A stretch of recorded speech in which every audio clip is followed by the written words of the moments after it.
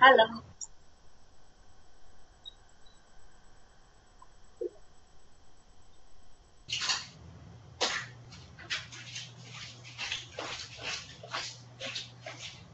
Ya Bu, halo. ya. Hmm. Eh, kayak ada yang manggil tadi.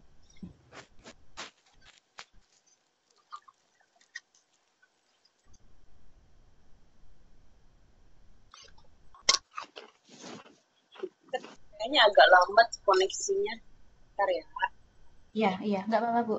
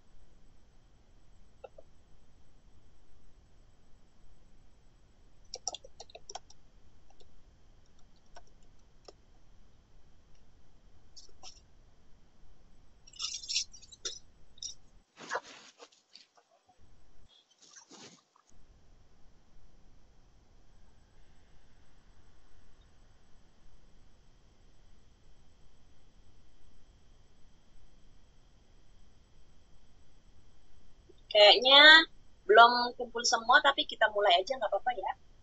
Iya, boleh. Nanti absennya di akhir aja. Iya. Oke, kita mulai. Untuk pertemuan TTM kita yang kedua, kita akan membahas mengenai bahan baku dan tenaga kerja. Ini modul yang kedua dari akuntansi biaya. Saya coba share PowerPoint filenya ya. Di desktop nggak bisa Bu. Eh, di desktop, Kayak share, dulu itu. share desktop ya. Iya, kayak dulu itu juga. Sambil kirim PPT juga nggak apa-apa. Duanya. Kita lihat-lihat juga.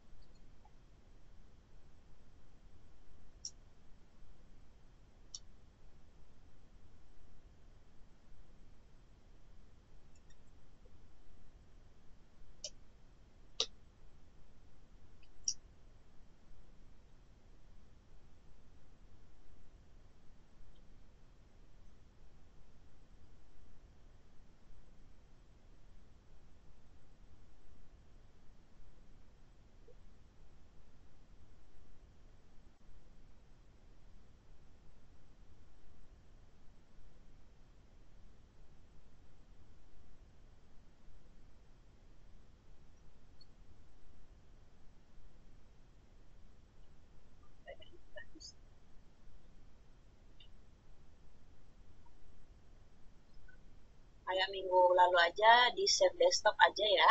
Kayaknya Iya Bu. agak lambat. Oke.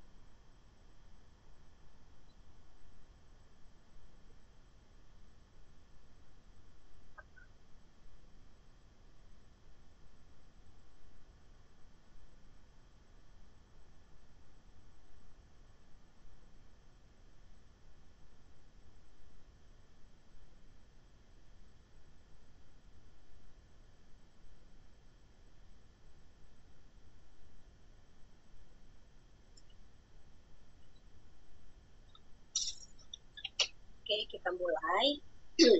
Udah bisa dilihat? Bisa, Bu. Oke. Oh, sepertinya agak error. Oke, bentar. Kita akan mulai. Kalau ada yang belum menerima atau nggak terbuka di handphonenya, kasih tahu ya. Ya, Bu. Nah, di sini kita akan bahas modul kedua dari akuntansi biaya mengenai bahan baku dan tenaga kerja.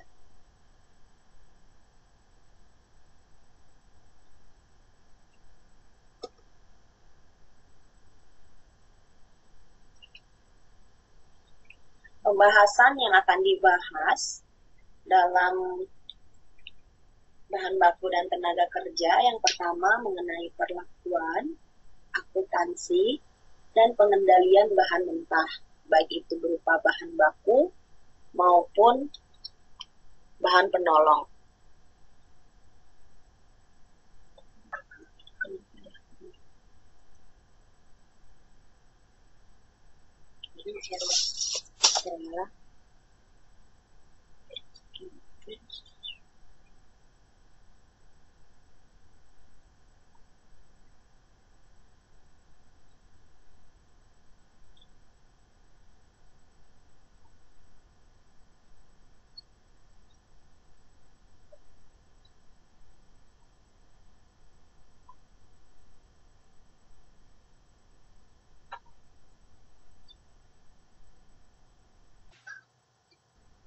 Kayaknya ada kesalahan teknis sebentar ya.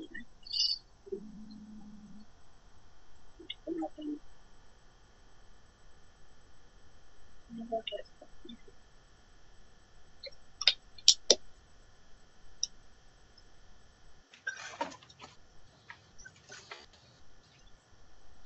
Yang kedua, kita akan membahas tentang perlakuan, akuntansi, dan pengendalian tenaga kerja.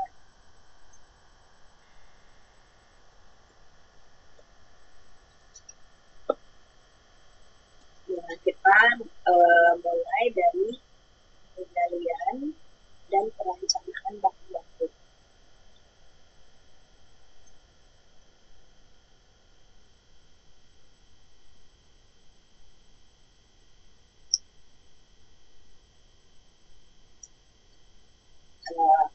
Dalam pengendalian dan perencanaan bahan baku, pertama akan dijelaskan mengenai klasifikasi bahan. Klasifikasi bahan di sini terdiri dari bahan baku dan juga bahan penolong. Yang disebut dengan bahan baku memiliki 3 aspek, begitu juga dengan bahan penolong memiliki 3 aspek. Bahan penolong ini merupakan kebalikan dari aspek bahan baku. Jadi jika dibilang bahan baku itu dapat diidentifikasi secara jelas pada produk jadi, kebalikan dari bahan penolong itu tidak dapat diidentifikasi secara jelas pada produk jadi. Dan kalau misalnya di bahan baku itu dapat secara mudah dilacak pada produk dan memiliki proporsi kos yang signifikan pada kos produksi. Sedangkan untuk bahan penolong itu kebalikannya. Kenapa? Karena untuk bahan penolong sendiri, dia tidak memiliki proporsi kos yang signifikan di dalam kos produksi. Sebagai contoh, kalau bahan baku dalam perusahaan mebel. Nah, perusahaan mebel, di sini yang dimaksud bahan baku dalam perusahaan mebel adalah kayu. Kenapa kayu? Karena untuk menghasilkan kursi, meja, lemari, dan sebagainya, dia membutuhkan bahan baku kayu yang sangat banyak.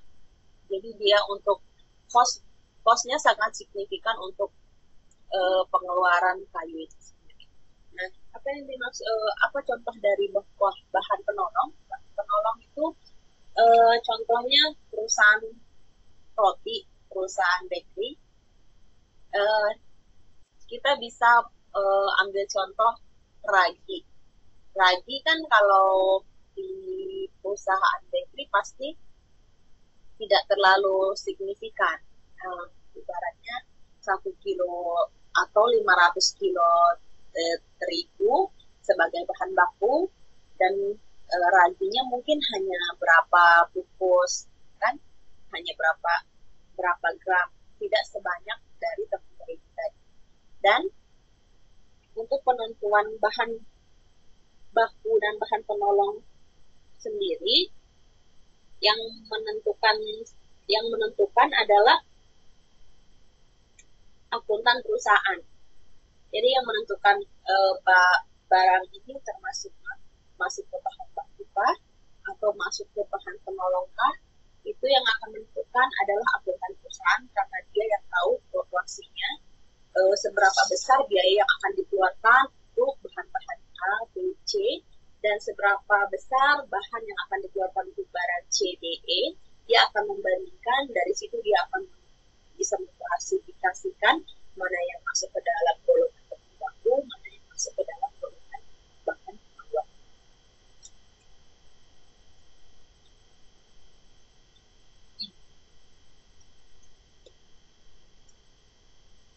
Sampai di sini ada yang mau ditanya?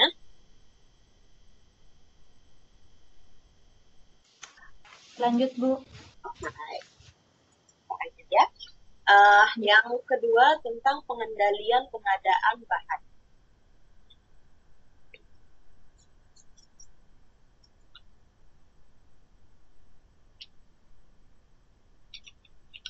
Pengendalian pengadaan bahan bertujuan untuk agar sediaan bahan yang dimiliki dan digunakan perusahaan dapat optimal dan ekonomis.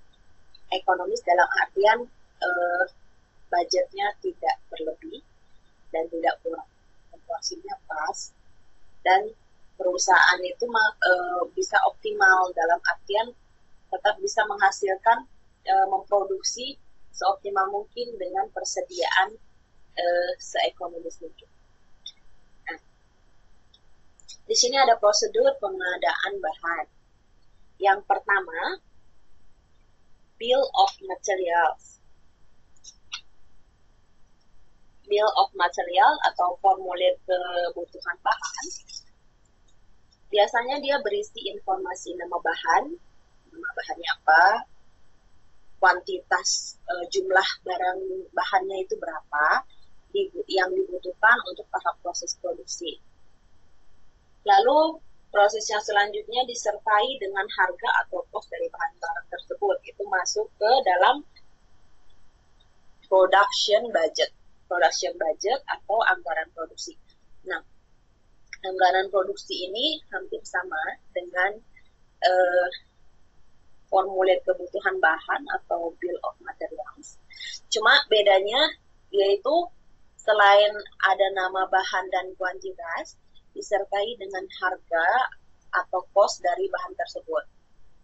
Nah, lanjut dia ke prosedur pengadaan bahan. Yang ketiga adalah purchase requisition atau permintaan pembelian. Ini permintaan pembelian. Nanti saya share slide-nya ke grup, dan ini bisa di zoom. Atau kalau yang ada buku bisa dilihat juga di buku tentang purchase requisition. Di sini akan saya jelaskan tentang apa saja yang terkandung dalam formulir ini. Dalam formulir permintaan pembelian, di antaranya ada nomor permintaan pembelian. Nah, nomornya itu di sini, di sebelah sudut kanan atas. Lalu bagian B, tanggal formulir dibuat, tanggal, jangan lupa, ini harus ada tanggal pembuatannya. Lalu tanggal bahan dibutuhkan atau digunakan. Kapan tanggal bahan itu akan dibutuhkan atau mau dipakai, kapan, ditaruh di bawahnya ini setelah tanggal pembuatan formulir. Baru nomor pekerjaan atau departemen yang membutuhkan. Departemen yang membutuhkan, cantumkan di sini. Departemen apa, misalnya departemen percampuran atau apa. Nah, baru akun yang akan dibebani, akun nomor akunnya sesuai dengan pencatatan akuntansi perusahaan masing-masing, akunnya nomor berapa, taruh di sini. Lalu otorisasi formulir ditaruh di sini, otorisasinya. Lalu yang selanjutnya ada pejabat yang berwenang menyetujui formulir. Jadi purchase requisition atau permintaan pembelian itu harus disetujui oleh pejabat yang berwenang. Pejabat yang berwenang di sini boleh mencantumkan nama atau tanda tangan di sini. Baru pembuat formulir di sini. Membuat formulir dicantumkan di sini. Dan biasanya membuat formulir ini adalah bagian bidang.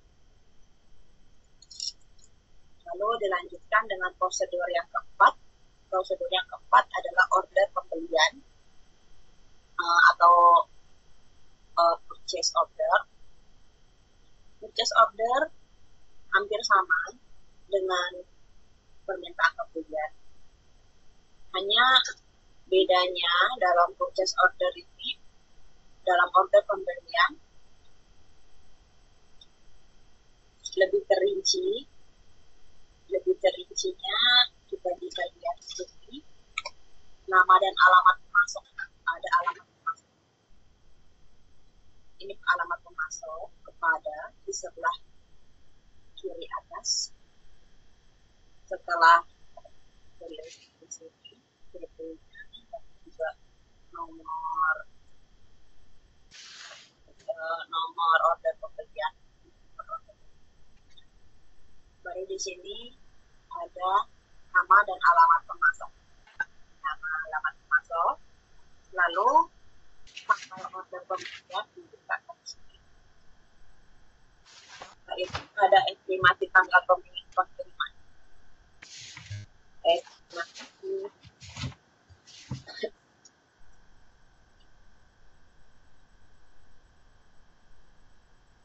Estimasinya di sini pengiriman. Baru ada juga termin pembayaran di bawah tanggal order pembelian. Setelah itu ada kuantitas, deskripsi, dan harga bahan. Kuantitasnya di sini, kuantitas jumlah baju berapa. Baru setelah itu deskripsi barang apa yang akan diorder, yang akan dibeli, order pembelian. Lalu di sini harga kuantitas dikali dengan harga satuan. Setelah itu tetap untuk mengeluarkan purchase order harus ada otorisasi yang berwenang. Otorisasinya di sini. Jadi kebalikannya kalau di sini, kalau untuk si purchase requisition di sebelah kiri. Nah, kalau yang si purchase order, ya, otorisasinya di sebelah kanan bawah. Nah, lanjut untuk prosedur pengadaan bahan yang terakhir, masuk ke receiving report. Receiving report atau laporan penerimaan, kita bisa lihat di sini formulirnya, cuman begitu jelas. Sedikit loading, bentar ya. Ya.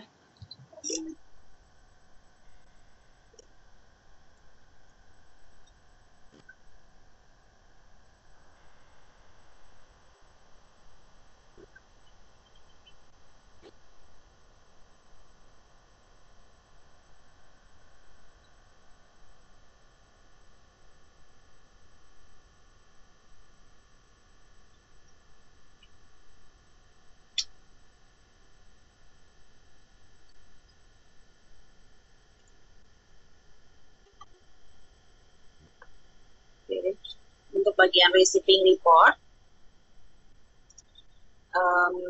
Bagian receiving report atau laporan penerimaan.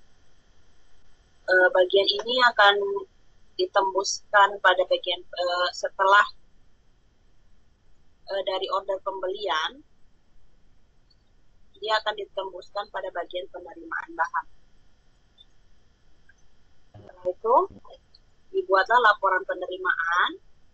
Laporan penerimaan ini berisi informasi mengenai nama pemasoknya siapa, terus tanggal diterimanya kapan, lalu jenisnya apa, jenis barangnya dan jumlahnya, kuantitinya berapa, lalu kondisi bahan yang diterima. Oke. Lalu setelah itu laporan ini dibuat 3 rangkap. Rangkap 1 itu ditujukan ke departemen pembelian. Baru rangkap 2 diberikan ke bagian gudang bersama bahannya. Udah kasih formulir ini, sekalian kasih bahan barangnya itu. Baru yang ketiga itu untuk arsip di bagian penerimaan bahan. Nah, lanjut.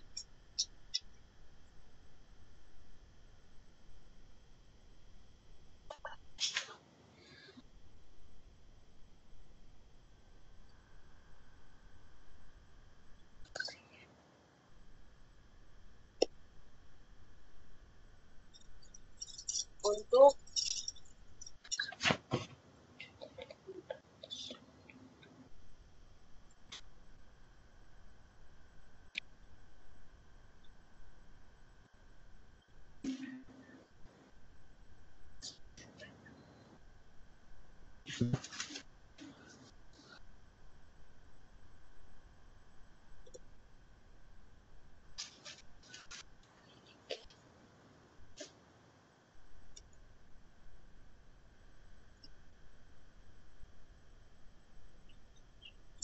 prosedur pengendalian bahan, kita akan rinci lagi dari awal.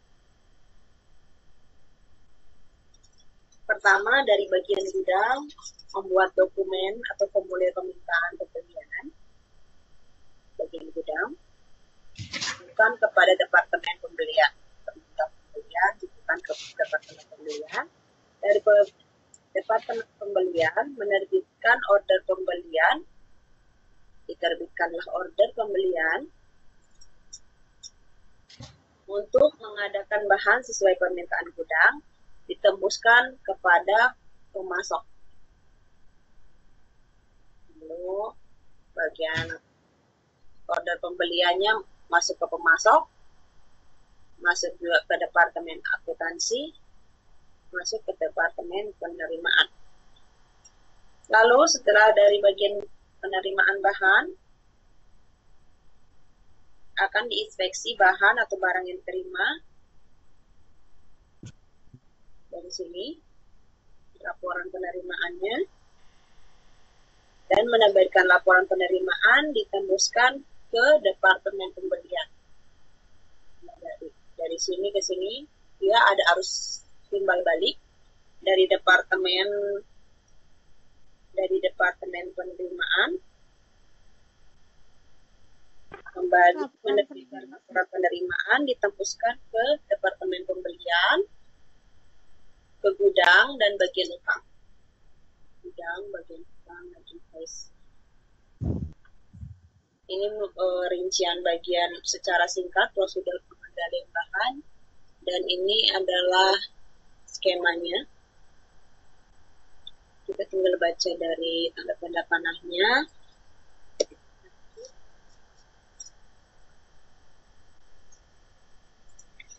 Lanjut, yang ketiga akan dibahas mengenai pengendalian penggunaan bahan. Nah, pengendalian penggunaan bahan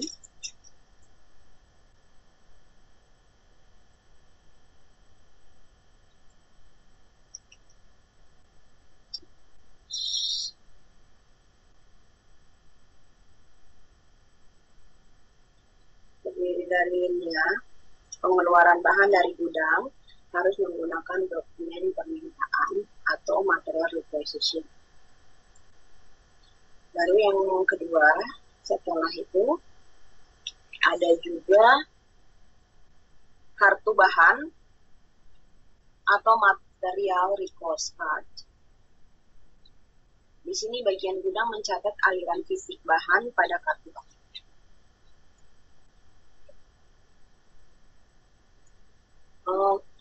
Di situ kelihatan nggak kalau misalnya yang ini, yang gambar-gambar contoh kayak ini, permintaan bahan, kartu sediaan bahan, bisa kelihatan nggak tulisan yang kecil-kecilnya?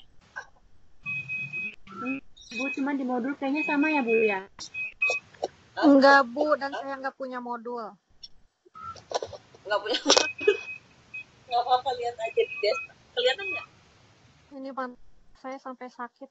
Kelihatan, Bu, cuman lihat modul.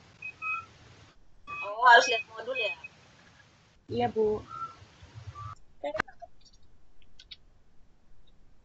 Saya akan jelaskan aja peletakannya di mana. Soalnya diperbesar malah pecah warnanya. Iya, pecah ya. Nanti kalau di ini aja, kasih slide aja ya. Nah, jadi yang nanti nggak ada modul, di-share aja nanti di grup. Jadi kalau nggak ada modul, masih bisa lihat. Kalau dari slide PPT nanti bisa di zoom. Iya. Nah, selanjutnya akan dijelaskan mengenai perencanaan bahan. Perencanaan bahan. Nah, perencanaan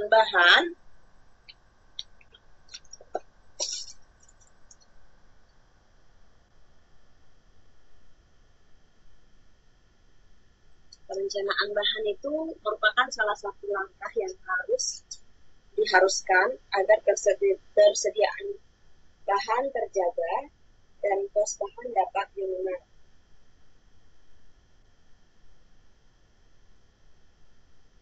Ada beberapa metode yang digunakan dalam perencanaan bahan. Di antaranya yang pertama adalah Economic Order Quantity atau EOQ. EOQ merupakan jumlah sediaan yang dipesan pada satu waktu yang dapat meminimalkan kos sediaan bangunan. Nah, di sini rumus EOQ adalah 2 kali kebutuhan unit bahan per tahun dikali kos per pesan dibagi kos per unit bahan dikali persentase kos pengelolaan.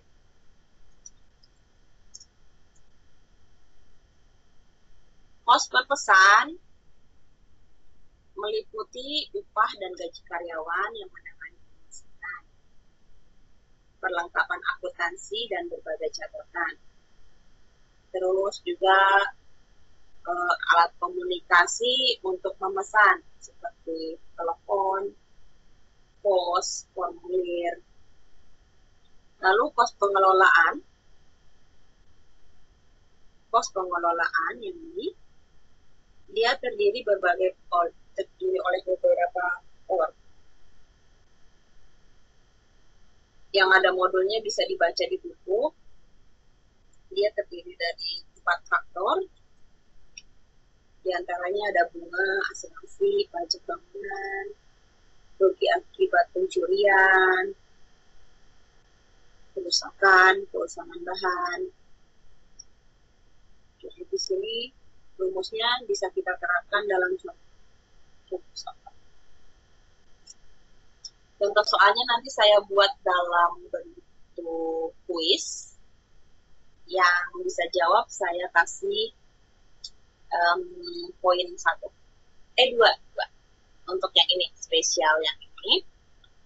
Nanti saya kasih poin 2. lanjut.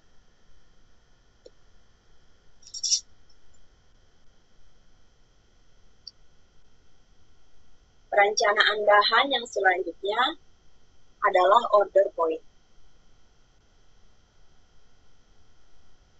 Order point dicapai saat jumlah yang tersedia sama dengan kebutuhan yang diperkirakan, yaitu jumlah persediaan yang tersedia diterima sama dengan jumlah persediaan yang akan digunakan selama waktu tunggu dan jumlah persediaan pengamanan. Rumus order point terdiri dari beberapa rumus, tergantung poin-poinnya sendiri, karena order point ini nggak bisa langsung mutlak seperti EOQ. Jadi kalau order point itu tergantung faktor-faktor apa yang hari ini kita pakai, bisa pakai yang mana, bisa pilih mau pakai rumus yang mana. Nah, usage di sini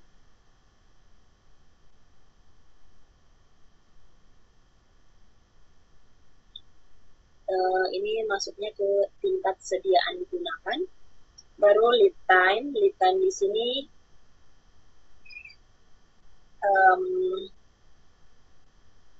waktu pengiriman yang dibutuhkan sejak pemesanan sampai bahan diterima di perusahaan. Dari waktu pemesanan sampai barang sampai ke perusahaan, itu masuknya ke lead time. Yang dimaksud lead time. Safety stock itu sediaan aman. Lalu untuk average usage, tingkat sedia, maksimal usage sama average usage. Max ini maksudnya maksimal, average ini rata-rata. Jadi di sini usage itu kan tadi tingkat sediaan digunakan. Jadi maksimal tingkat persediaan yang digunakan sama rata-rata persediaan yang digunakan. Dikurangan baru kali lead time. Ini untuk safety stock, untuk sediaan aman. Rumusnya seperti itu.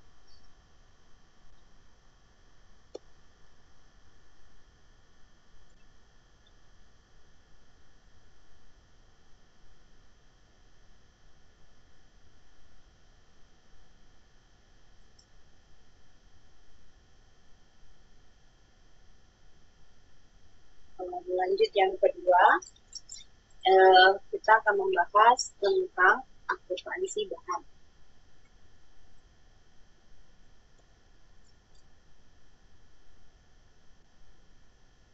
Akuntansi bahan, subbab yang pertama akan membahas mengenai kos pemerolehan bahan. Nah, kos bahan adalah kos yang dibebankan ke produk saat bahan digunakan dalam proses produksi.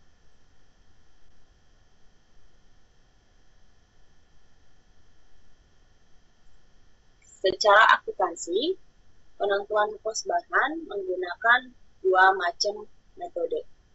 Yang pertama, metode periodik. Yang kedua, metode perpetual. Metode perpetual dibagi lagi menjadi 3 sistem. Yang pertama, first in, first out atau FIFO.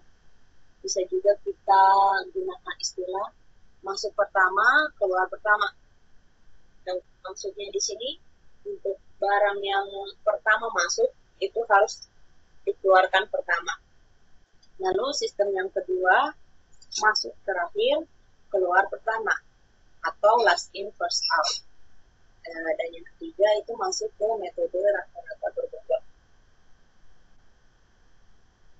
Kita akan bahas satu persatu mengenai metode-metode penentuan kos bahan. Yang pertama, metode periodik. Metode periodik ini metode pencatatan yang sederhana dan mudah untuk dilakukan.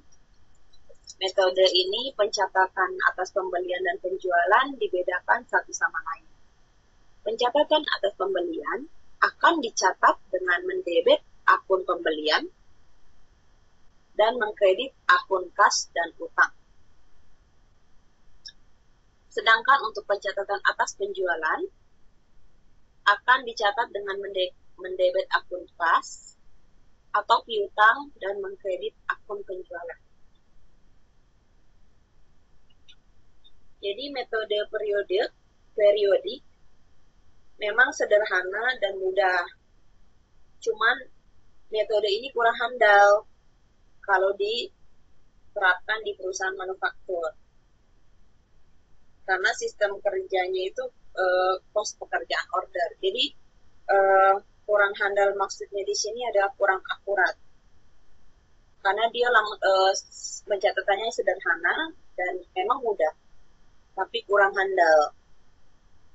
Nah, sediaan bahan awal seperti ini ditambah pembelian, bahan tersedia digunakan, sediaan bahan akhir, pos bahan digunakan.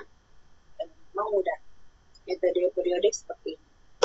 Nah, biasanya untuk perusahaan manufaktur menggunakan metode yang kedua. Metode yang kedua itu metode bervirtual.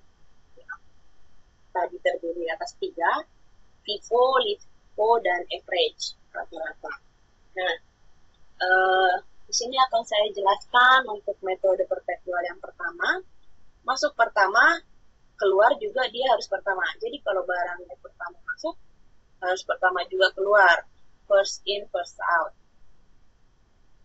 First in, first out itu, ini kelihatan ya di sini. Nah, tanggal. Dia lebih apa ya kalau dibilang ribet, iya, tapi spesifik. Jadi setiap barang keluar itu akan langsung dicatat.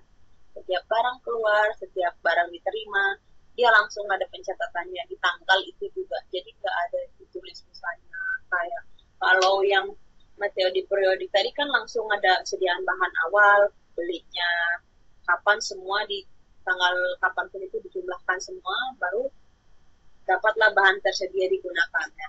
Kalau untuk metode perpetual, dia tidak dijumlahkan semua, tetapi per tanggal. Nah, contoh seperti yang bisa kita lihat di layar. Jadi, seperti ini, LIFO-nya. LIFO-nya seperti ini. Contoh, pada 1 April, saldonya 1000 unit. 1000 unit dengan harga per unit 20.000. Nah, saldo awal dimasukkan di sini. 1 April. Ini kan untuk bagian kolom diterima kalau masuk barang, kalau keluar barang baru ditaruh di sini. Untuk pada 1 April masuk ke saldo di sini, kuantitas dan unit cost. Saldo awal dijumlahkan, ini dikali masuk ke jumlah. Lalu pada tanggal 10 digunakan 500 unit. Digunakan berarti dipakai. Kalau dipakai berarti dikeluarkan. Barangnya mau diproduksi untuk dipakai 500 unit. 500 dengan per unitnya 20.000 tetap. Jumlahnya 10 juta. Yes. Nah, masukkan ke sini. Nanti dia akan berkurang. Oke. Tanggal 15 dibeli 1000 unit. Dibeli. Berarti masuk lagi barang. Masuk lagi bahan 1000 unit dengan harga per unitnya harga yang baru 24.000. Jadi totalnya 24 juta. 24 juta masuklah dia ke sini. Awalnya tadi yang di sini sudah dikurangin karena barangnya dipakai 10 juta. Baru rincikan lagi 24 jutanya ke sini. Baru total akhir adalah 34 juta. 34. Oke. Kuantitasnya juga berubah, kan? Nah, inilah kuantitas 500 terbaru. sama 1000. Ada yang nggak paham nggak sampai sini? Nanti biar dijelasin lagi. Kita pelan-pelan Paham, Bu. aja. Yang penting paham. Paham ya? Oke, kita lanjut. Bisa ya? Nah, baru di tanggal 20 April digunakanlah 250 unit. 250 unit kita pakai yang 20.000. Kenapa coba dipakai yang 20.000? Ada yang bisa jawab? Kita menggunakan yang pertama, Bu. Yes, benar. Cost per Yang pertama unitnya ya. masuk. Ya, first in, first out. Kuncinya first in, first out. Yang pertama masuk, itu harus pertama keluar. Nih 500 masih ada. Kan total yang terakhir tadi 1.500. Ya, masih sisa 500. 500 kurangkan diambil ke sini. 250. Ya, benar. Dengan harga yang masih lama, 20.000. 20.000. Oke. Totalnya 5 juta. Kan udah dipakai, berarti dikurang dong. Benar kan? Oke. Ini sisanya 1.250. Oke, 1.250 ini totalnya, tapi tetap yang 1.000 tadi, 1.000 belum terpakai dengan yang harga yang agak mahal. 24.000. 24.000. Oke ya.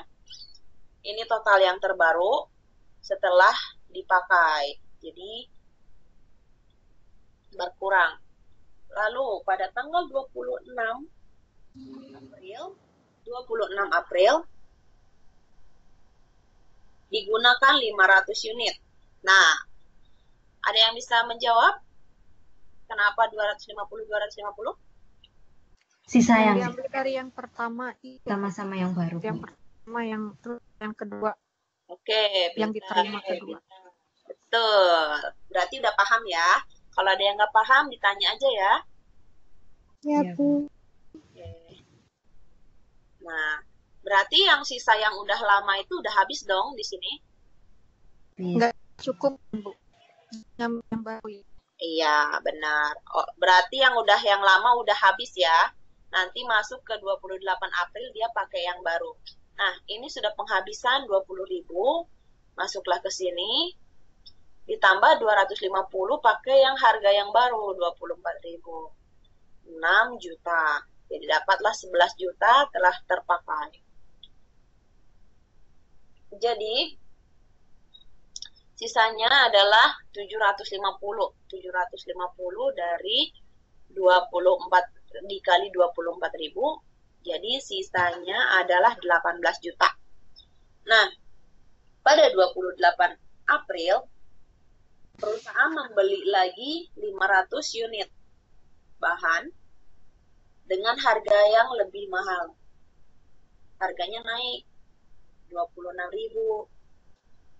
Jadi jumlah total uang yang dikeluarkan untuk membeli bahan adalah 13 juta. Nah, 13 jutanya masukkan ke sini. Masukkan dulu tadi yang sisa 750 kali 24.000. Terus masuk lagi 500 kali 26. Total unitnya semua 1.250. Terbagi dengan dua harga ya. Ini sangat penting diingat ketika akan mengeluarkan barang. Harus ngeluarin dulu yang mana? Yang ini ya. Awal. Ya. Oke. Nah, ditotalkan yang pertama tadi 18 juta. Nah, masuk barang baru 13 juta. Ditotalkan jadi 31 juta. Lalu pada 29 Januari. ini enggak Januari tahu April ini. Ini April salah ya. Enggak apa-apa ya. Maklum ini bukunya sepertinya error juga. Bentar ya. Nggak apa-apa. Komputernya juga error. Oke, nah lanjut. Pada tanggal 29 April, si perusahaan pakai barang. Barangnya berapa yang dipakai? 500 nih. Masih ada sisa nggak tadi di sini? Masih. Ya, masih ada 750, berarti boleh ya dipakai. Ini dulu ya. Masukkan 24.000 harganya yang ini. Sesuaikan, luruskan dengan ini. Terpakai berarti 12 juta. Berarti sisanya berapa dong? 750 kurang 500, sisa barang lama 250. Dengan harga yang 24. Jadi sisa barang lama itu 6 juta. Kalau dirupiahkan. Nah, barang yang terbaru masuk itu tadi kita jumlahkan juga. Jadi total pada tanggal 30 April unit yang tersedia 750 dengan saldo 19 juta. Sampai sini udah paham tentang first in first out. Barang yang pertama masuk harus pertama dikeluarkan. Udah paham ya? Paham.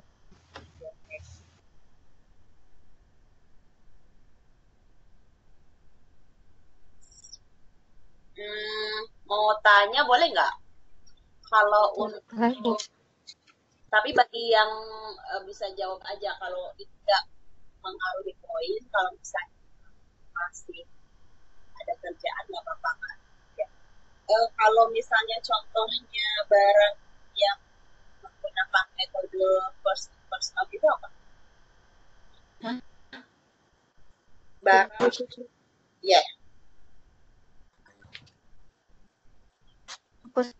Contoh barangnya Iya. beras. Ya yang ada kadaluarsanya kali. Apa? Enggak, mendekat luar. Ya, harus segera digunakan gitu. Tahu bahan baku. Ya, Bahan baku yang tidak habis awet. Apa satu-satu? Bahan baku. Ya iya bahan baku apa? Bahan baku tapi tidak bisa awet gitu kan Bu. Misalkan bahan makanan gitu. Iya, yang cepat basi gitu atau apa. Otomatis kan yang jamur apa gitu.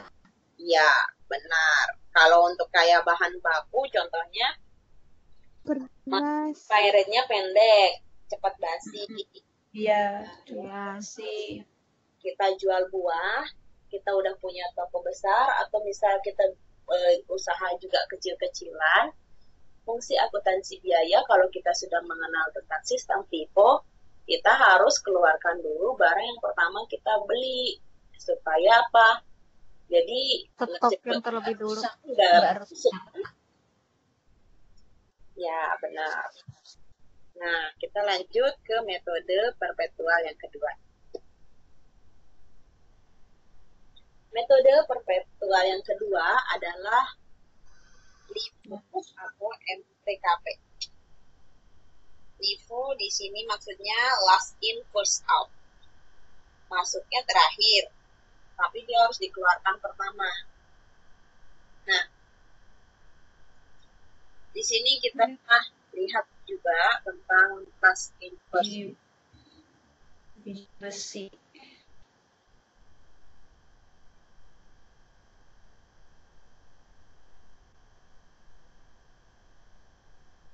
Hilang suaranya.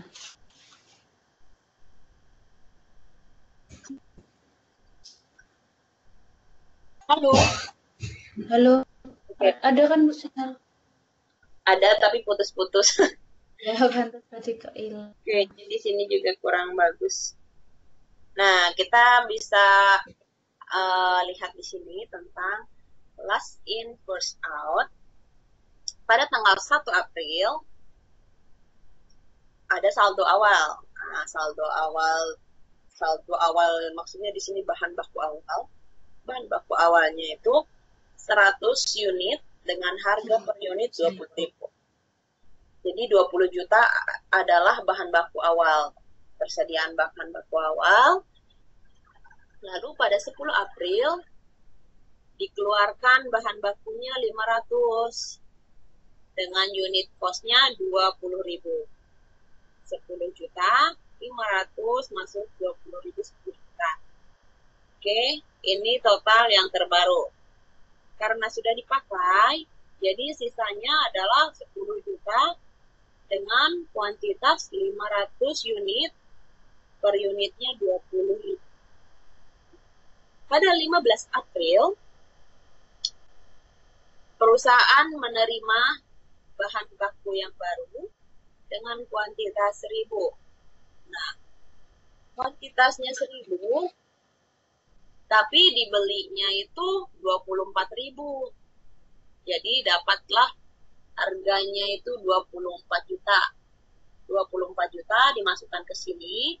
Dengan ini tadi adalah harga persediaan yang terakhir, persediaan barang terakhir. Dijumlahkan dengan karena masuk diterima, berarti jumlahkan 1.000 kali 24.000, 24 juta. Kuantitasnya sekarang yang terbaru pada 15 April adalah 1.500 dengan total keseluruhan 4 juta. 4 juta. Ya. Baru setelah itu di tanggal 20 April barangnya dikeluarkan. Dikeluarkan sebanyak 250. Sebanyak 250, kenapa harga unitnya 24.000? Dari sini. Yang terakhir. Yes. Persediaan yang terakhir dulu dikeluarkan. Nah, persediaan terakhir dikeluarkan dengan harga yang terbaru adalah 24.000. Dapatlah 6 juta. Masukkan barang yang pertama tadi masih utuh ya. Iya. Turunkan lagi barang yang pertama tadi 500 dengan harga yang 20.000 masih utuh. Lalu karena dikeluarkan barang, ingat last in first out. Iya. Ambil yang 1.000 itu. Dikeluarkan Dari 1.000 dikurangi 250. 250, 750. Harganya berapa tadi? 20. Nah, dikali jadi segini. 15 juta. Baru diperoleh lah ini jadi 1.250. 1.250. Iya. Ini harusnya 28 nih. Ya. Ini di bukunya seperti itu, tapi ini harusnya dijumlahkan ya. Iya, harusnya 28. Oke. Oke, sampai situ ada yang belum paham tentang itu? Kenapa? Ada yang belum paham? Mau ditanya? Paham. Oke. Nah, lanjut. Tadi udah sampai mana? Sampai 20 April ya? Nah, Dikeluarkan 250. Ya. 26. lanjut ke 26 April. Pada 26 April dikeluarkan kembali barang sebanyak 500 unit dengan harga, kita yang menentukan harganya, dari tadi masih ada sisa, paling terakhir dilihat 750, masih ada, berarti kalau mau dipakai 500 masih bisa ya? Masih bisa. Masih. Oke, pakai harga yang paling terakhir. 24.000. Totalnya 12 juta. Masukkan. Baru ini dimasukkan lagi, ini dari mana? Ini dari barang yang tadi tersedia di awal. Ini harus tetap dimasukkan dulu. Nah, 750 kurang 500, sisa barangnya berapa? 250.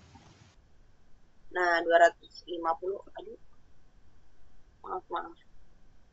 250 sisanya dengan harga per unit 26 juta. Ini Tadi ini udah salah juga kan ya? Tadi Ntar 8 dulu Bu, itu 10.000 dari mana Bu? dari Ikut yang masih tuh Mi, 26 April itu. ini tuh bukan 10.000, ini 20.000. Salah kan Bu? Heeh, 20 ya? ini sampai turunan ke bawah. Nih, 20. Bukan 10.000 kan Bu? Bukan, itu yang ada buku diperbaikin aja. Kalau buku ibu nggak boleh dicoret. Emangnya saya bingung, mestinya yang 20.000 itu ya? Iya, ini harga yang 20, ini salah cetak ini. Ada yang punya Saya buku? bingung Bu, udah nggak punya buku, salah lu gitu. Sesat ya. Oke, ini jadi 20.000 ya. Nanti dibenerin nggak apa-apa sebelum di share slide. Tapi kemungkinan di share slide-nya besok aja kalau gitu ya. Nah, ini 20.000. Oke Bu. Ini tetap udah bener. 10 juta. Ini nggak 10 juta ini, 20 juta. Tunggu. Tapi Oh iya, jumlah yang 10 juta. 10 juta. 10 juta. Itu sih 10 juta karena dari jumlah yang di atas kan. Kenapa? Yang 500 kali 20 unit, 500 Ya, kali 500 kali 20 unit. 10 juta kan? 10 juta. Iya, Benar, iya, kalau iya. itu. Cuman yang 10.000 per unit ini salah Ini gitu ya yang Bu. salah. Itu aja kan? Iya, sama ini. Terus yang ini juga. Yang ke bawah juga ya. Sampai ke bawah ini nih. Oke. Oke, yang punya buku udah boleh dibetulin ya. Iya, Bu. Ya, Bu. Lalu kita tadi di sini ya. Sisanya dari si 750 karena dipakai 500, sisa 250 dengan harga per unit terbaru 24.000. Lalu pada 28 April perusahaan menerima lagi barang sebanyak 500 unit dengan harga per unit 26.000. Total seluruhnya 13 juta. Dimasukkan lagi ke sini. Yang pertama tadi masuk barangnya belum dipakai 500, nya 20.000, harganya 10 juta. Terus yang ini disalin lagi. Sisanya 200. Yes. Baru sisa yang inilah dimasukkan yang terakhir. Set, ini 3-nya salin ke sini. Oke Bu. Diubahlah semua, masuk kuantitasnya total seluruhnya 1.250 dengan jumlahnya 29 juta. Lalu pada 29 Januari dikeluarkan barang 500 unit dengan harga yang terbaru. Yang terbaru. 28. Berapa? Yang terakhir masuk 26. ya kali 20. Berarti udah habis dong, Iya. ya kan? Masih. Ya udah. Ya sisa yang atas. Sisanya di atas itu kan. Ya, berarti Sisanya jadi yang atas. sisanya tinggal yang atas ya, yang 500 terakhir dibeli itu udah dipakai, udah dikeluarin. Ya, sama 250. Oke, masukkan lagi ke sini yang 500 tadi kali 20.000. Baru yang ini 250 kali 24.000. Yang ini habis ya, udah dikeluarkan. Jadi, sisa saldo, sisa bahan tersedia pada akhir bulan 30 April. Oh iya, yang ada buku ini diganti April ya. Iya. Dia adalah 750 kuantiti dengan harga total seluruhnya 16 juta. Oke, di sini ada yang mau bertanya. Jangan malu bertanya, nanti sesat ujian. Ayo, ayo nggak apa-apa. Berarti kita intinya harus tahu itunya, soalnya nanti ya Bu. Apa? Ditanya apa? Bu, kan bisa lihat soalnya. Kalau Bu ini kan bingung karena nggak bisa lihat soal. Putus-putus, kenapa Mbak? Ya kalau ada buku kan bisa lihat soalnya Bu, jadi lebih jelas. Kalau yang belum punya buku kan lihat untuk gini bingung. Iya, jadi nggak apa-apa, sama-sama belajar. Kalau yang nggak ada buku harus tetap semangat. Nanti dikasih slide. Semangat, semangat. Oke, kita lanjut lagi ya. Ini udah metode yang kedua dari metode perpetual. Kita akan lanjut ke metode perpetual yang Mau nanya boleh nggak? boleh. Kenapa? Itu contohnya kalau barang yang masuk apa last in first out itu jadi seperti apa? Kalau tadi kan kayak makanan. Nah, kalau misalkan Saya first itu out apa? orang yang bikin itu industri itu. Atau itu tadi meja kayu-kayu. Kalau tumpuk-tumpukannya itu kan kita kan nggak bisa ngambil yang di bawah sendiri kan. Pakai tumpuk yang di atas sendiri kan otomatis itu masuknya iya kan? Kayu atau berat atau besi gitu kan. Contohnya ya. Iya, Iya, contoh Bu. kayu itu contoh gitu kan besi.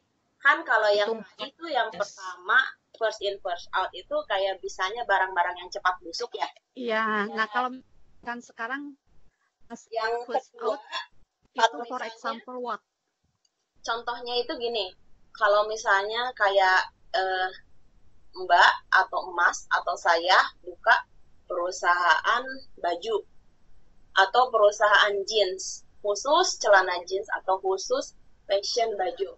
Nah, saya pasti akan menjual barang yang saat itu lagi tren.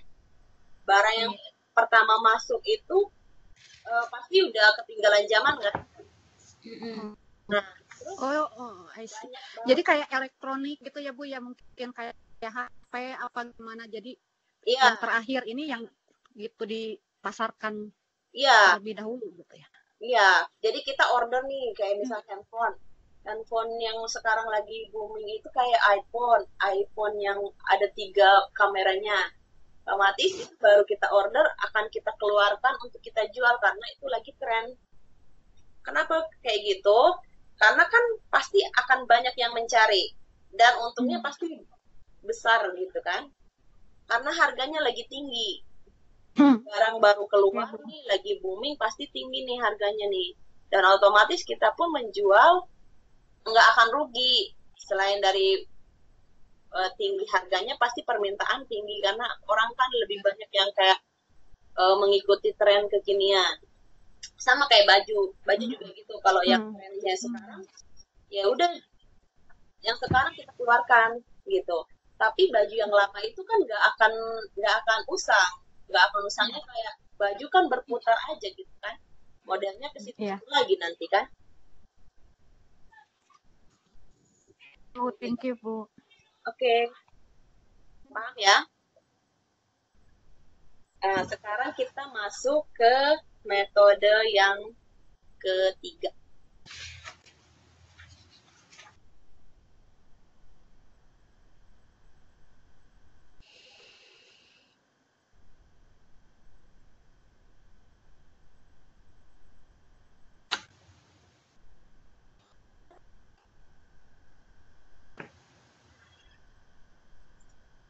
Rata-rata.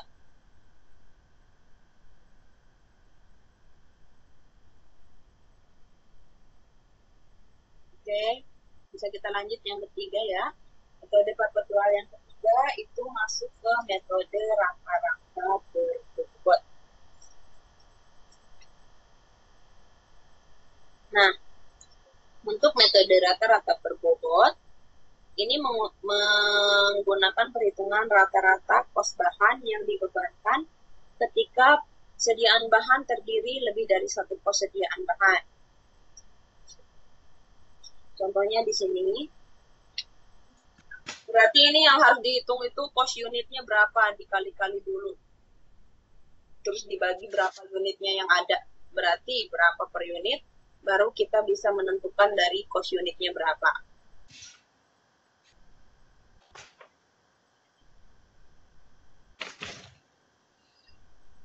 Bisa kita lanjut ya. Yang pertama pada tanggal 1 April. Pas tanggal 1 April ini kuantitas barang 1000 unit. Harga per unit 20.000, jadi persediaan barang di awal 20.000. 20 juta. Nah, pada tanggal 10 April dia dikeluarkan barang sebanyak 500 unit. Dari yang pertama, tetap dengan harga 20.000, totalnya adalah 10 juta. Lalu dimasukkan ke sini. Jadi sekarang barang persediaan akhir pada tanggal 10 April adalah 10 juta dengan kuantitas 500 unit. Lalu pada tanggal 15 April perusahaan menerima barang sebanyak 1.000 unit. Harga per unitnya 24.000. Jadi totalnya adalah 24 juta ya. Nah, 24 juta itu dimasukkanlah ke sini. 1.024, total 24 juta. Jadi kuantitinya yang terbaru pada tanggal 15 April adalah 1.500. Nah, ini didapat dari mana? Unit cost-nya berapa? Dari rata-rata. Silang ya. Ini dikali ini ditambah yang kedua dikali ini baru dibagi jumlah kuantitinya. Dapatlah segini. Jadi, ketika mau mengeluarkan barang nanti ambil yang harga yang cost per unitnya yang ini ya, cost-nya ya. Nah, kebetulan di tanggal 20 April keluar nih barang 250. Nah, keluar barang 250. Cost unitnya berapa yang terbaru? 22.600. 22.666 kali jadi 5.666.500. Nah, setelah dikeluarkan barang, kita nggak perlu lagi menghitung ini yang ada harganya berapa lagi ya. Langsung aja 1.500 kurang dikali 22.666 itu ya. Iya, langsung aja kali 226. Karena unitnya segini kan. Nah, 1.250. Harganya segini. Sisanya barang yang tersedia 1.250 dengan harga per unit 22.666 dijumlahkan jadi segini. Lalu pada tanggal 26 April keluar lagi barang sebanyak 500 unit dengan harga 22.666 rupiah. Dimasukkanlah ke sini.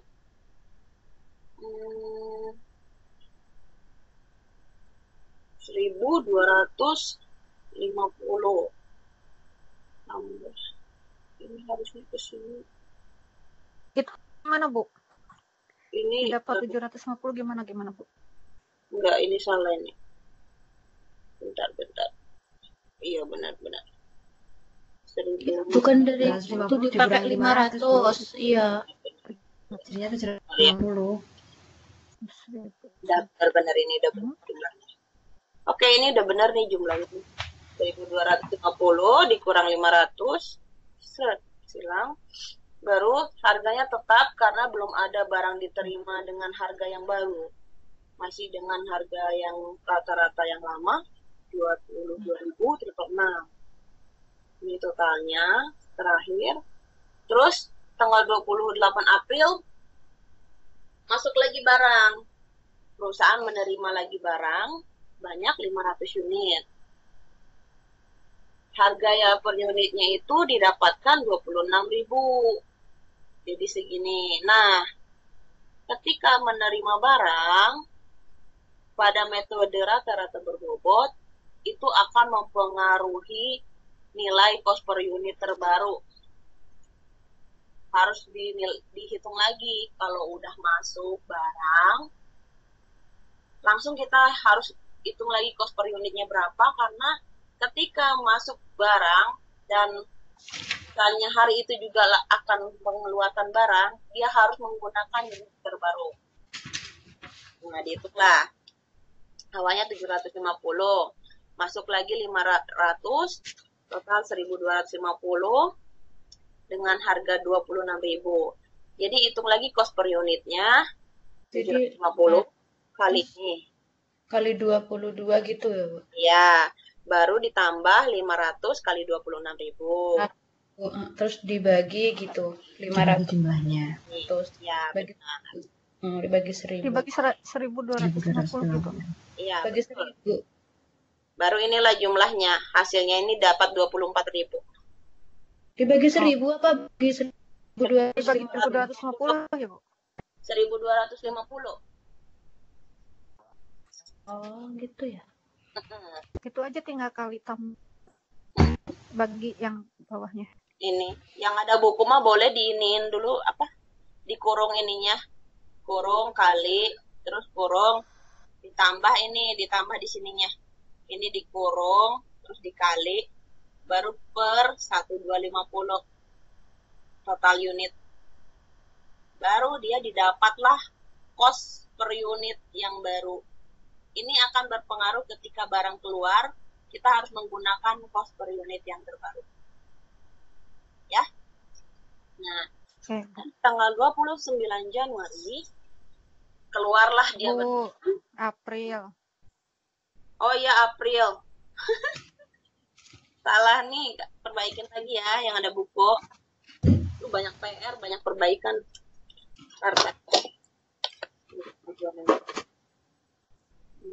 Oke. Nah, pada 29 April dikeluarkan barang. Aduh. Bentar.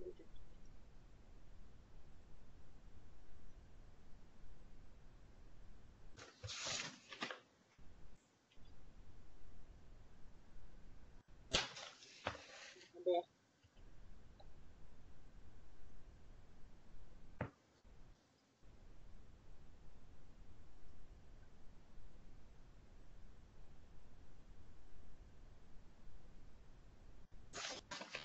Oke, langsung ya, yang pada tanggal 29 April udah diperbaiki yang punya buku. Ya. Oke. Baru langsung pada tanggal 29 April perusahaan mengeluarkan barang sebanyak 500 unit dengan ini yang terbaru ya. Ini tadi didapat dari sini kan? Nah, hasilnya 12 juta. Jadi, ketika keluar barang 1.250 dikurangi 500. Masuklah dia total terakhir 750. 750 dikali 24.000 didapatlah 18.000. Ini adalah saldo terakhir.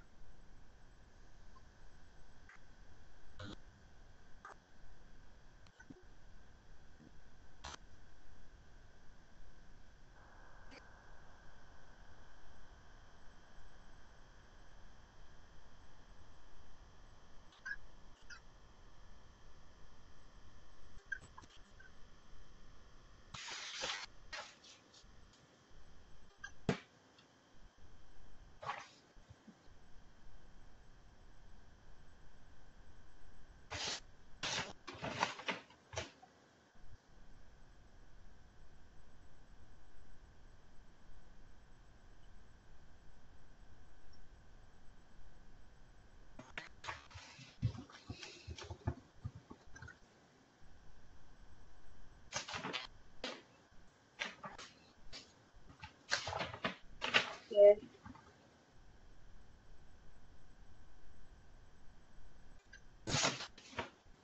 Untuk error Bagi 1.000 itu tadi. yang mana? Bukan 1.250. Yang mana? Yang tadi tuh, Bu, 28 April dengan 26 April itu. 28 April. Iya, sama 26 April. Tadi kan dibilang dibagi 1.250 kan? Iya. Enggak Enggak, dibagi 1.000, Bu. Baru dapat itu harga 26.000 itu. Harusnya dibagi Harga 24. Benar-benar. Harga barunya itu 24.000. Jangan bikin bingung yang gak ada buku dong. Bentar, aku juga bingung bentar-bentar. Atau akunnya yang salah.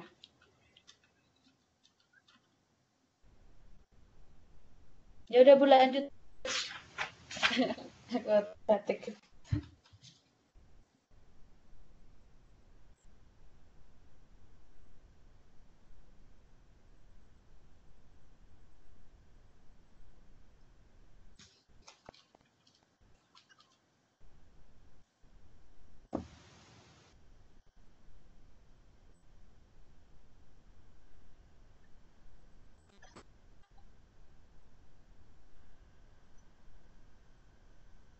Ini dibaginya udah benar sih.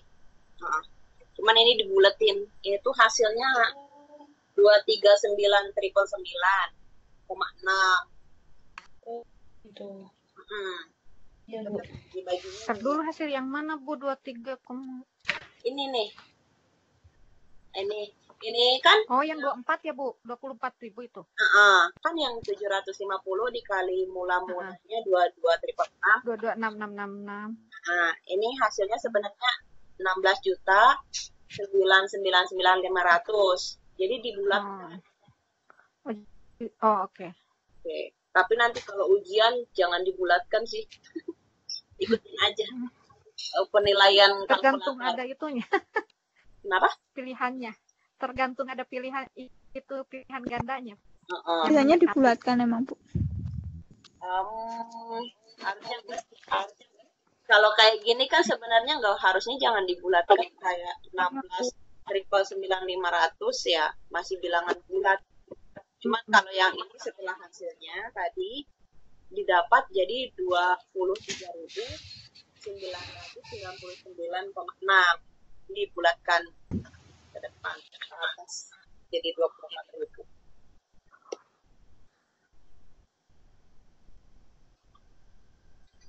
Oke, lanjut. Ada yang mau ditanya? Lanjut dulu ya. Ya. Waduh, sudah 1,5 jam. Oke, yang kedua adalah penjurnalan bahan. Secara akuntansi, bahan dapat memiliki satu akun kendali, yaitu akun sediaan bahan. Nah, cara membuat jurnalnya ketika dibeli seperti ini ya. Yang ada yang nggak punya modul bisa dilihat.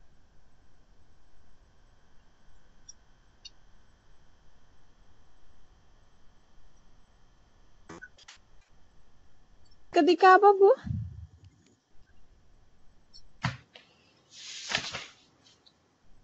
Hilang sinyalnya. Ketika aku mencintaimu. Halo? Ya Bu. Aduh maaf bentar ya. Apa-apa Bu, lama juga.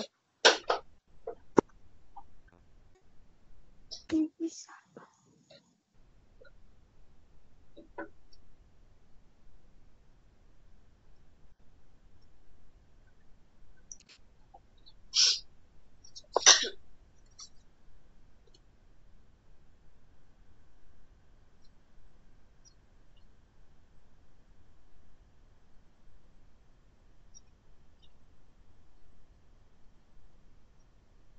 Oke, kita akan membahas tentang subbab yang ketiga mengenai pengendalian dan akuntansi tenaga kerja.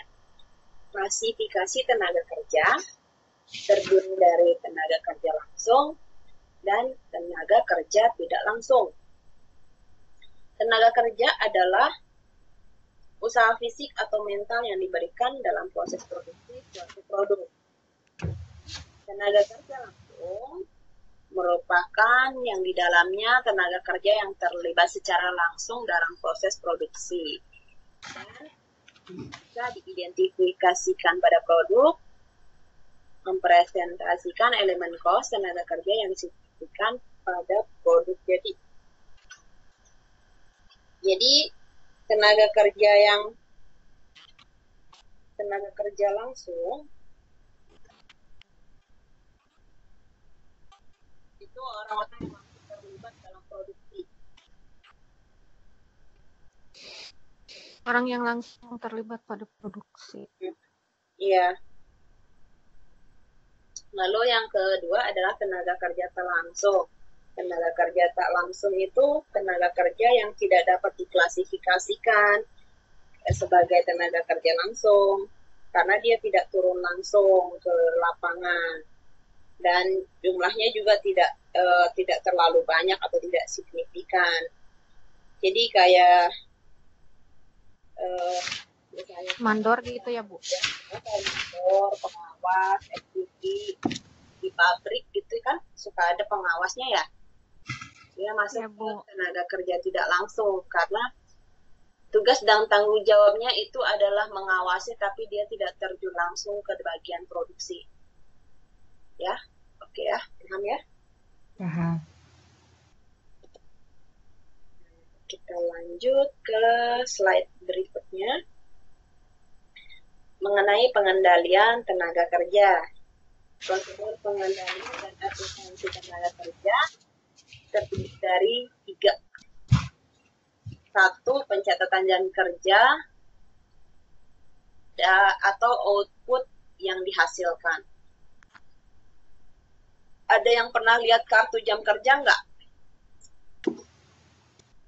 Pernah. Pernah. Belum. Ada, Bu. Biasanya kalau di PT ada ya, Kartu absen gitu ya, Bu? kayak ceklok gitu.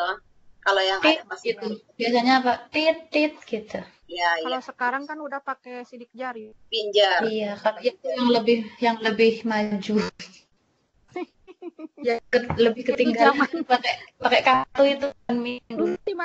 Ada yang Masih ada yang kalau masih buat pakai yang gitu, Kak. takom gitu masih pakai gitu. Yang masih pakai ceklok gitu, pakai kayak Iya, yang dimasukin gitu, ntar diangkat. Itu kan oh, ada yang masih pakai begitu. ada, Ada Bu, Bu, biasanya takom pabrik gitu. Taiwan ada. Saya kerja takom gitu. Mereka di kartu satu. Kan mereka kerjanya juga kadang tiap hari, kadang enggak. Oh iya ya. Kan udah pada pakai finger semua.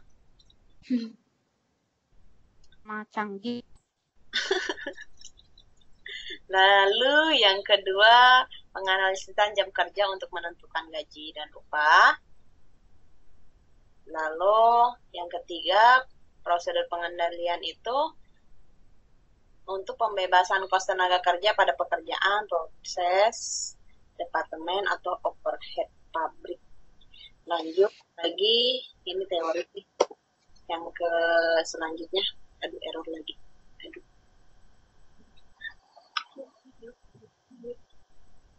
Oh ya, error. Apanya yang error, Bu? Oh, itu. Oke. Nah, ini dia pencatatan jam kerja.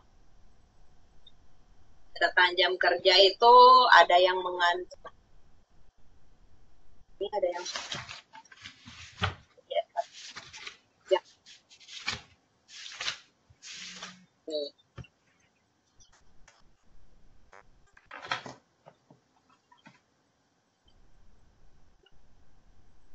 Kayak yang kartu jam kerja itu yang tadi itu ya, clock card itu.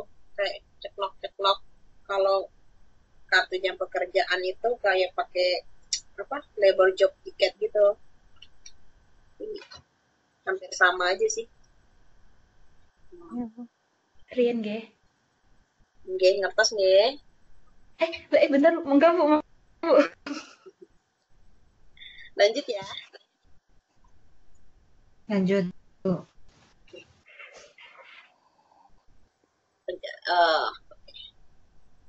Ini sekarang lanjut ke penjurnalan tenaga kerja.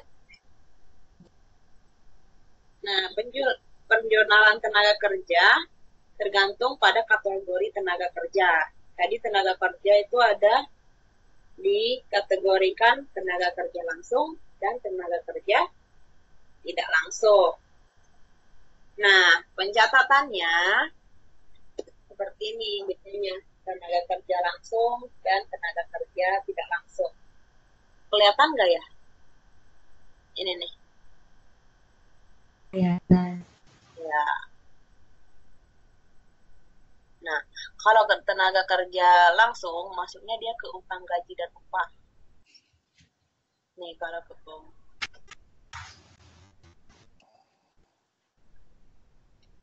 Kalau untuk kerja tak langsung, bedanya di sini.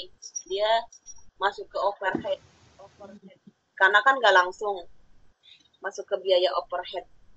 Kalau kayak kita, kayak yang suka orang terjun langsung ke produksi, maksudnya produk dalam proses sama-sama utang gaji.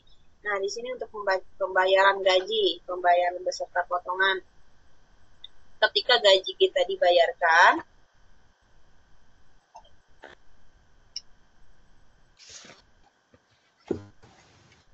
jurnalnya akan berubah menjadi utang gaji dan upah.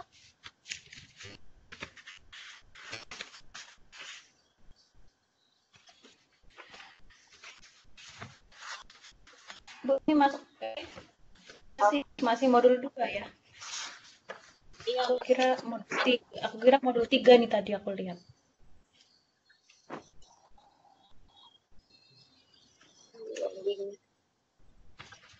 Oke, lanjut ya. Ini yang terakhir. Yang terakhir tentang masalah khusus terkait gaji dan upah. Nih, gaji dan upah itu masuk ke ada upah premium, ada upah lembur, ada juga waktu menganggur, ada upah minimum dan insentif. Nah, untuk pabrik-pabrik PT-PT besar biasanya ini ada sih untuk premium lebih gede biasanya dari upah reguler. Nah, kita akan jelaskan satu-satu.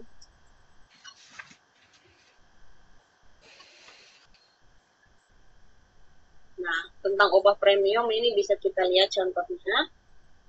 Upah premium itu memiliki rate atau harga yang lebih tinggi daripada upah reguler. Kenapa? Karena jamnya biasanya lebih malam. Kalau misalnya ada yang shift-shiftan gitu kan, Iya. pasti kita dikasih upahnya premium lebih gede. Apalagi kalau masuk shift malam di PT itu pasti ada shift malam karena yang namanya mesin itu nggak bisa berhenti kan ya. Jadi ada yang namanya kerja shift malam atau shift masuk sore ke malam itu masuknya upah premium.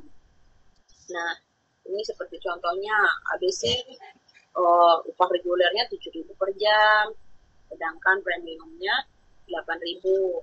Terus kelompok yang bekerja pada masuk ke premium jam 3 sampai jam 10 itu udah masuk di Kendali. dia 40 jam kerja. Lalu kita buat seperti ini upah premiumnya. Untuk penjurnalannya dikalikan dulu si yang tadi premium itu sekitar 42.000. Jadi upah premiumnya itu dapatnya 40.000 ya. Iya. Berarti Selisihnya Bu, bukan upah premium. oh iya, Selisih dari upah premium dan upah regulernya benar. 40.000. Selisihnya dapat 40.000. Jurnal pencatatannya seperti ini. 40.000 itu masuknya jadi ke overhead pabrik kendali. 28.000 yang upah reguler dicatat penjurnalannya menjadi produk dalam proses. Lalu total semuanya ini untuk digajikan ke karyawan tadi adalah utang gaji dan upah 30.000.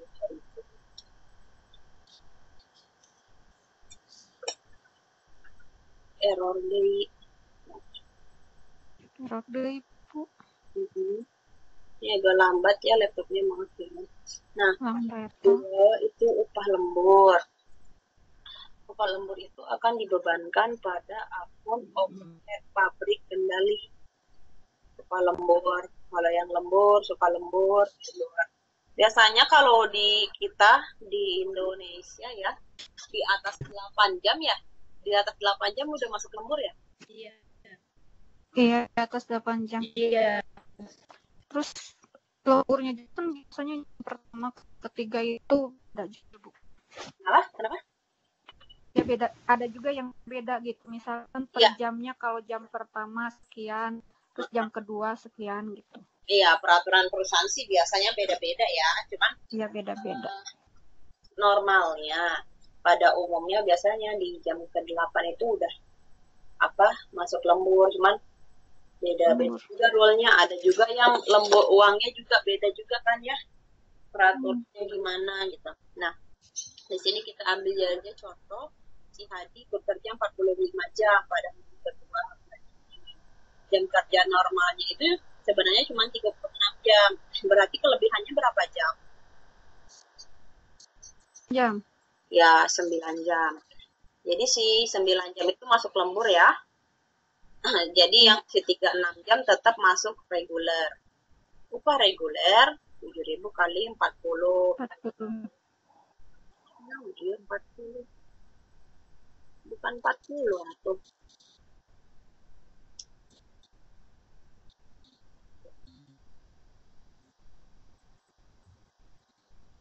45.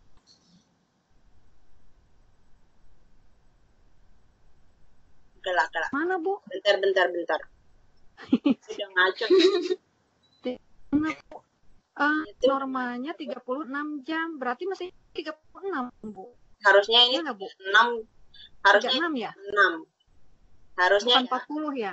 ya harusnya 36. Hmm. Terus yang lembur tadi berapa kelebihannya? Ya itu selisih dari 45 kurangi 36 aja berapa? 9 kan? Benar nggak 9? Ya, benar. Ini benar. Ini nih salah. Itu ya. Aduh, aku mengutip langsung dari buku tanpa dilihat. Maaf ya. Oh, tidak apa-apa, Bu. Itu yang ada Sudah buku biar. modul bisa dibentulin deh. Iya. Dihitung lagi ya tuh ya. Jadi jumlahnya juga salah dong. Iya tuh salah. 45. Salah. Kan yang Berarti 36 kali 7.000. 36 kali 7.000 berapa? 252. 252. 252 dikurangi 76 252 dikurangi 76.500 ya, Bu ya? Iya. Benar. Hasilnya jadi berapa? Oke. Bukan dikurang atau Neng ditambah. Dikurangi. Ditambah. Mana, Bu? Oh iya ditambah. Nggak ada tandanya, Bu. Udah mulai pening, Bu. Urusan terlalu kecil. Oke, ditambah ya. Ditambah ya? Iya, jurnalnya. Produk dalam proses tadi diperbaiki. Lalu masuk lagi overhead si pabrik. Overhead pabrik kendali. Ini nggak segini. Atau ini teh udah Overhead salah pabrik ini. kali 40. Ini udah 40.000 di mana, Bu? Hah? Di mana? Iya, ini tuh upah lembur yang ini harusnya. Kan upah lembur itu dibebankan pada overhead pabrik kendali. Ini udah salah ini. Upah lembur masuknya ini 76.500. Sok diperbaiki. Atau melanjutin dari yang tadi, Bu? Enggak, itu Ngambil memang yang upah premium. yang enggak. Harusnya upah lembur memang kayak gini. Beda. Itu di buku kalian kayak gitu juga enggak sih? Iya, di buku salah apa gimana ini? Salah lah. Enggak, harusnya dapat yang ini tadi upah lembur 76 ya? Kan tadi totalnya harusnya 76 ya, Bu? 328.500 kan. yang produk dalam proses. Baru overhead pabriknya yang ini 76.500. Nah, utang gaji dan upah totalnya ini ditambah tadi. Total 52 itu ya? 252. 252 ditambah. Utang gaji dan upah ini. Jadi berarti yang 40.000 itu tuh diganti 76, Bu. 76.500. Liar ini. Ini bukunya error. Aduh. Yang penting orangnya nggak error. Ini kasihan Bawa error. modul. Orangnya Iya, Bu. belajar yang penting. Oke, yang nggak punya modul nggak apa-apa ya, semangat nanti dikasih slide yang benar. Semangat banget Bu. Bu absen dulu dong. Ini udah ya, tugas tadi. Ini satu lagi, tinggal ini aja, upah lebur yang dibebankan pada pekerjaan tentu nanti bisa dilihat di buku. Nah, ini upah lembur yang diakui sebagai rugi. Ada juga.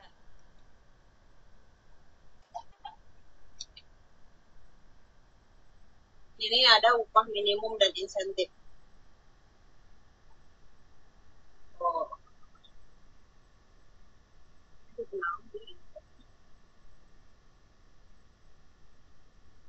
Nah, ini kita langsung ke slide yang terakhir tentang insentif dan minimum.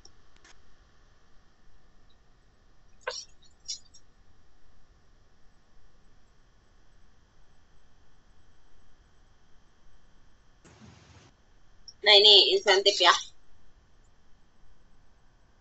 Kenapa kita dapat insentif?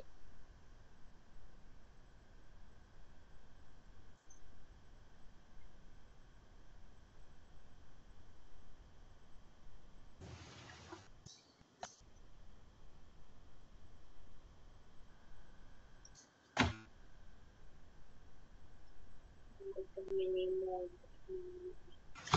Upah minimum tiap tempat biasa, tiap tempat, tiap daerah itu biasa beda-beda ya. Ada UMR, UMK. Di sini ada insentif juga, bisa kita lihat di sini. Nama karyawan, unit produksi, tarif, jumlah upah, jumlah upah.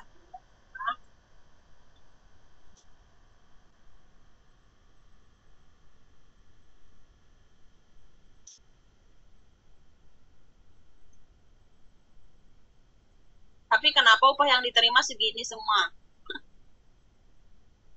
Karena ada upah minimum tadi ya. Padahal si